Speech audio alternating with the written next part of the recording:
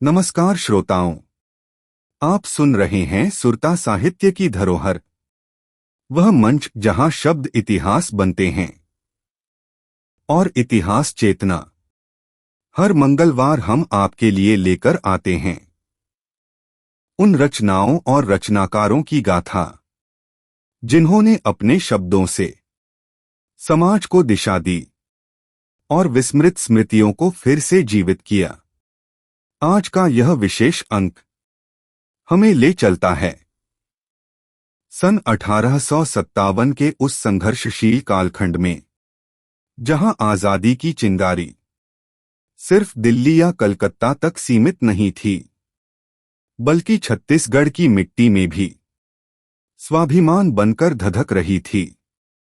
आज हम चर्चा करेंगे आशीष सिंह ठाकुर द्वारा रचित शोधपरक पुस्तक 1857 सोना खान की, जो हमें परिचित कराती है नारायण सिंह, वीर सुरेंद्र साय और हनुमान सिंह जैसे उन महान नायकों से जिन्हें इतिहास की मुख्य धारा ने अक्सर भुला दिया। तो आइए इस कृति के माध्यम से सोना खान विद्रोह की उस गाथा को सुने, जो छत्तीसगढ़ की अस्मिता, बलिदान और गौरव का प्रतीक है। इतिहास की किताबों में ना अक्सर एक ही तरह की कहानी मिलती है। कुछ बड़े नाम, कुछ बड़ी तारीखें और कुछ मशहूर लड़ाइयाँ। हाँ, मंगल पांडे से शुरू होती है कहानी, झांसी, दिल्ली और बस खत्म। बिल्कुल। और मुझे हमेशा लगता है कि असली इतिहास तो इन सुर्खियों के बीच की जो खाली जगह हैं उनमें छिपा होता है, उन छोटे छोटे इलाकों में जिनके संघर्ष की आवाज हम तक कभी पहुंची ही नहीं। और शायद इसीलिए इतिहास कभी पूरा होता ही नहीं है, उसे बार बार लिखना पड़ता है। सही कहा। क्योंकि हर बार कोई नई, कोई भूली बिसरी कहानी सामने आ जाती है जो पूरी तस्वीर ही बदल देती है। और आज हमारी बातचीत का आधार भी एक ऐसी ही कोशिश है। हमें सुरता साहित्य की धरोहर नाम की एक वेबसाइट पर एक किताब की समीक्षा मिली है। अच्छा। किताब का नाम है 1857 सोना खान और इसे लिखा है आशीष सिंह ठाकुर ने। तो आज हम इस समीक्षा की मदद से ये समझने की कोशिश करेंगे कि 1857 की क्रांति, जिसे हम सब जानते हैं, उसकी एक अनकही कहानी छत्तीसगढ़ के जंगलों और गांवों में कैसे लिखी गई थी।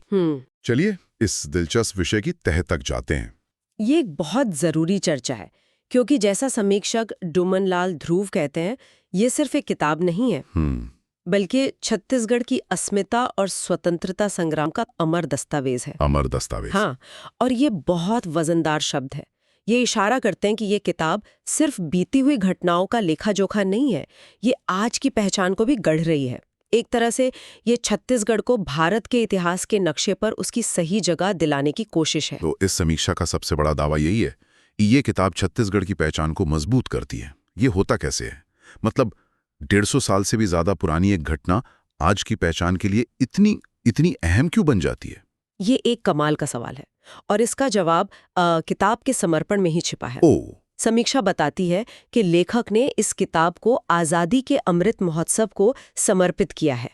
तो इसका मतलब साफ है, ये किताब सिर्फ अतीत को याद करने के लिए नहीं है, बल्कि भविष्य के लिए है। बिल्कुल, ये भविष्य के लिए प्रेरणा जगाने के मकसद से लिखी गई है। ये इस विचार को सामने रखती है कि आजादी का मतलब सिर्फ अंग्रेजों से छुटकारा पाना नहीं था। सही। बल्कि अपनी जमीन, अपनी संस्कृति, अपनी भाषा और अपने नायकों को बचाए रखना भी था। जब कोई समाज अपने भूले हुए हीरोज को याद करता है, तो वो दरअसल अपनी जड़ों को पानी दे रहा होता है। तो ये इतिहास के एक पन्ने को पलटना नहीं, बल्कि अपनी पहचान के घोषणा पत्र को पढ़ना जैसा है। वाह, क्या बात कही है। और समीक्षा में एक बहुत ही जबरदस्त बात कही गई है जो इसी से जुड़ती है। आमतौर पर छत्तीसगढ़ का नाम आते ही दिमाग में क्या आता है? खनिज, जंगल, हाँ, कोयला, लोहा। हाँ, एक ऐसी धरती जिसके नीचे बहुत दौलत है। हाँ। लेकिन ये किताब उस नजरिए को पूरी तरह पलट देती है।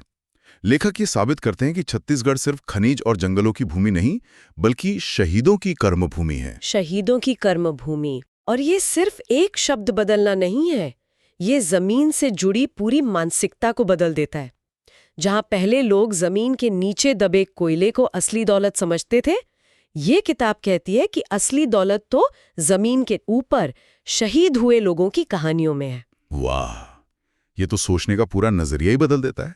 और ये गौरव, ये पहचान उन नायकों से आती है जिनका जिक्र इस समीक्षा में बार-बार है।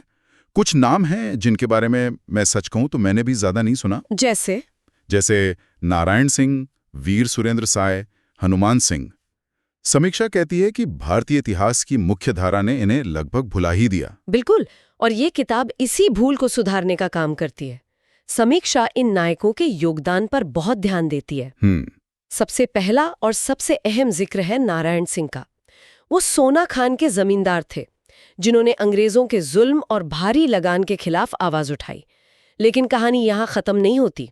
अच्छा, जब उन्हें फांसी दी गई तो समीक्षा के मुताबिक वो सिर्फ एक इंसान की मौत नहीं थी, बल्कि वो छत्तीसगढ़ी अस्मिता के लिए पहला सार्वजनिक बलिदान बन गई। एक मिनट, यहाँ एक सवाल उठता है। एक व्यक्ति की शहादत को पूरे क्षेत्र की पहचान से जोड़ देना, ये बहुत बड़ी बात है। क्या ये लेखक का आज का नजरिया है, मतलब एक आधुनिक व्याख्या है, या उस वक्त भी लोगों ने नारायण सिंह की शहादत को इसी तरह देखा था? ये बहुत गहरा सवाल है। समीक्षा सीधे तौर पर इसका जवाब नहीं देती, लेकिन वो एक इशारा जरूर करती है। क्या? वो बताती है कि लेखक ने उनकी शहादत को एक लोक गाथा के रूप में प्रस्तुत किया है। लोक गाथा? हाँ, और लोक गाथाएं रातों रात नहीं बनती। वो पीढ़ियों तक लोगों की यादों में, उनके गीतों में, उनकी कहानियों में जिंदा रहती हैं। तो ऐसा लगता है कि नारायण सिंह की कहानी सिर्फ इतिहास की किताबों का इंतजार नहीं कर रही थी, वो लोगों के बीच पहले से ही मौजूद थी। बिल्कुल। लेखक ने बस उस लोक चेतना को इकट्ठा करके एक राष्ट्रीय मंच पर रख दिया है।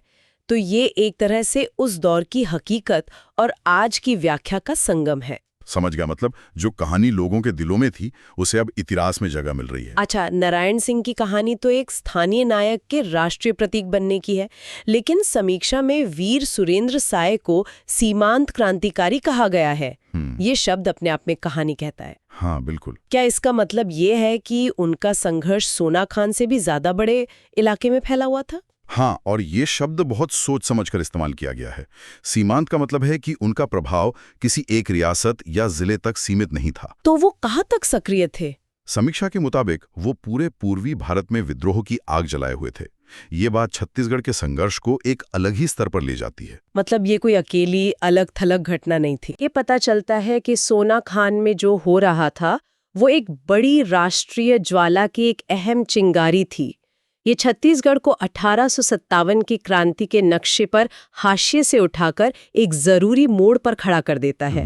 और फिर एक तीसरा नाम है हनुमान सिंह। नारायण सिंह और सुरेंद्र साय के बारे में तो फिर भी कुछ जानकारी मिल जाती है, लेकिन ये नाम तो एकदम अनसुना सा लगता है। हाँ, समीक्षा में भी इनके बारे में ज्यादा विस्तार नहीं है, जो अपने आप में दिलचस्प है। क्या ये इस बात का सबूत है कि अभी भी इतिहास की कई परतें हैं जो पूरी तरह उधड़ी नहीं है? बिल्कुल, और यही तो इतिहास का रोमांच है। ये कोई बंद हो चुकी किताब नहीं है, ये एक खोज है जो हमेशा चलती रहती है।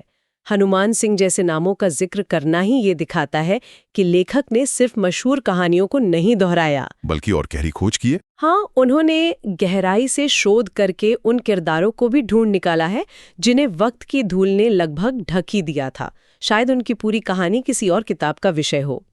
लेकिन मेरे लिए जो सबसे ज्यादा चौंकाने वाली बात है वो ये है कि ये विद्रोह सिर्फ इन बड़े नेताओं तक ही सीमित नहीं था। समीक्षा में एक लाइन है, ग्राम्य स्तर पर हुए संगठित विद्रोह। हाँ, इस पर थोड़ा और जानना चाहूंगी, क्योंकि इतिहास हमेशा राजाओं और सेनापतियों की कहानी बताता है, आम लोगों की नहीं। और यहीं पर यह किताब, जैसा रिव्यू बताता है, इतिहास लिखने के पारंपरिक तरीके को चुनौती देती है। क्योंकि इतिहास अक्सर ग्रेट मैन थ्योरी पर चलता है कि एक हीरो आया और सब कुछ बदल दिया। सही कहा, लेकिन ये किताब इस सोच को तोड़ती है।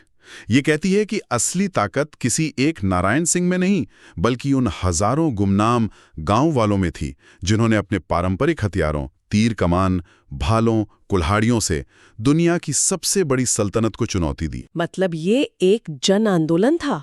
ये एक जन आंदोलन से भी ज्यादा था। ये लोक शक्ति का प्रदर्शन था। समीक्षा बताती है कि लेखक ने ये दिखाया है कि कैसे लोगों ने पैदल सेना बनाकर, बिना किसी आधुनिक ट्रेनिंग या हथियारों के, सिर्फ अपनी हिम्मत के दम पर, हाँ, सिर्फ अपनी हिम्मत और अपनी जमीन के ज्ञान के दम पर लड़ाई लड़ी। ये पीपल्स हिस्ट्री का एक बेहतरीन उदाहरण है।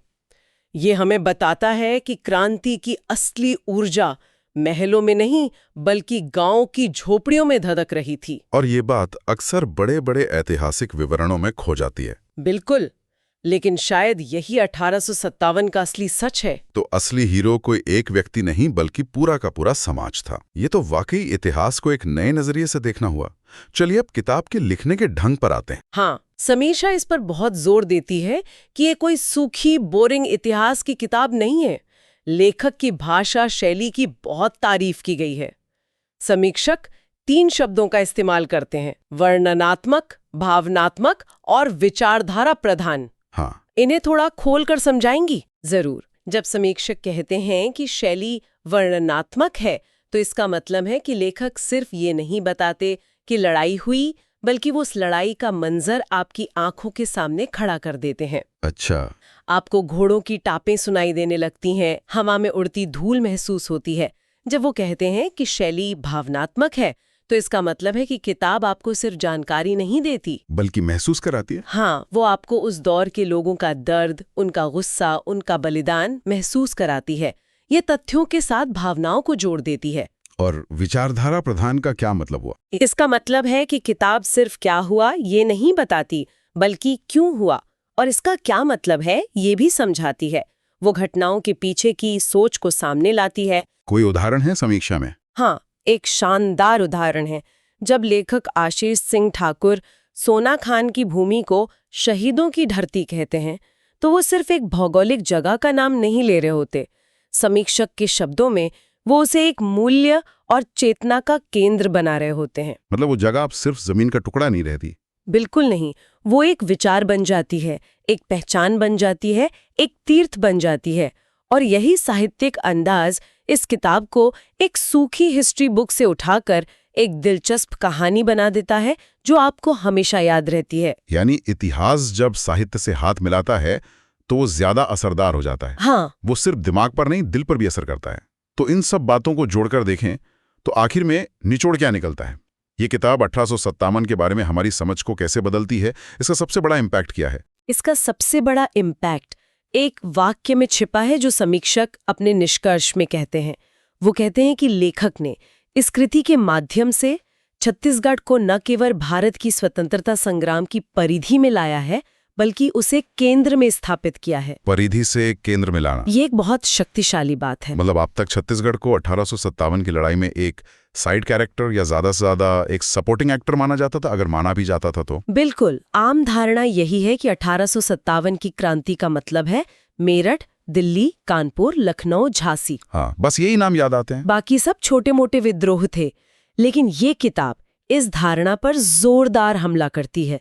समीक्षा ये साफ करती है कि सोना खान, सरगुजा, बस्तर से लेकर रायपुर तक हर जगह क्रांति की चिंगारियां धधक रही थीं। तो ये छत्तीसगढ़ को एक दर्शक की भूमिका से निकालकर एक मुख्य किरदार की भूमिका में स्थापित करती है। एकदम सही। और इसका असर बहुत गहरा है। ये हमें ये समझने पर मजबूर करती है कि आजादी की लड़ाई किसी एक सेंटर से नहीं लड़ी गई थी, बल्कि ये पूरे देश में एक साथ कई सेंटरों से लड़ी जा रही थी और छत्तीसगढ़ उसका एक अहम सेंटर था। तो आज 1857 सोना खान किताब की इस समीक्षा के जरिए हमने कई अहम बातें समझी। हमने देखा कि कैसे इतिहास सिर्फ बड़े और मशहूर नामों की कहानी नहीं होता, बल्कि ये गुमनाम क्षेत्रों और समुदायों के संघर्षों में भी छिपा होता है। हाँ, और हमने ये भी देखा कि कैसे नारायण सिंह जैसे स्थानीय नायक सही कहानी कहने पर राष्ट्रीय अस्मिता का प्रतीक बन सकते हैं। ये किताब सिर्फ छत्तीसगढ़ के इतिहास को नहीं, बल्कि भारत के इतिहास को और अमीर बनाती है। और सबसे बड़ी बात, हमने ये समझा कि इतिहास सिर्फ सूखे तथ्य नहीं होते।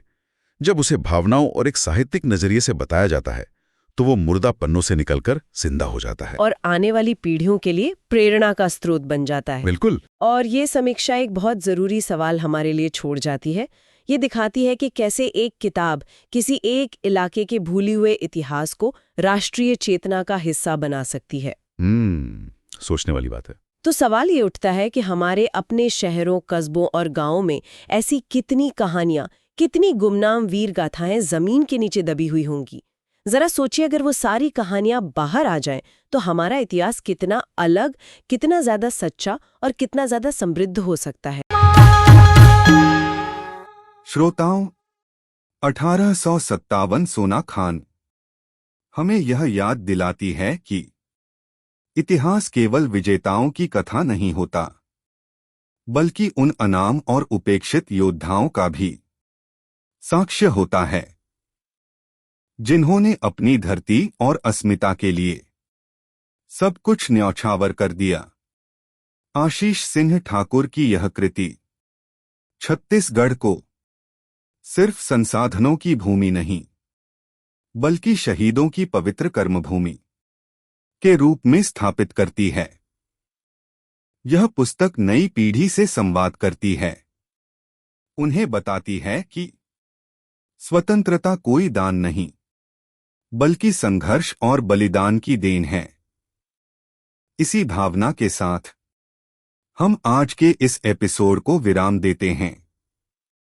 अगले मंगलवार फिर मिलेंगे सुरता साहित्य की धरोहर में, एक नई रचना, एक नई चेतना और एक नई प्रेरणा के साथ। तब तक के लिए शब्दों से जुड़िए, इतिहास को पढ़िए और स्मृतियों को सहेजिए। नमस्कार।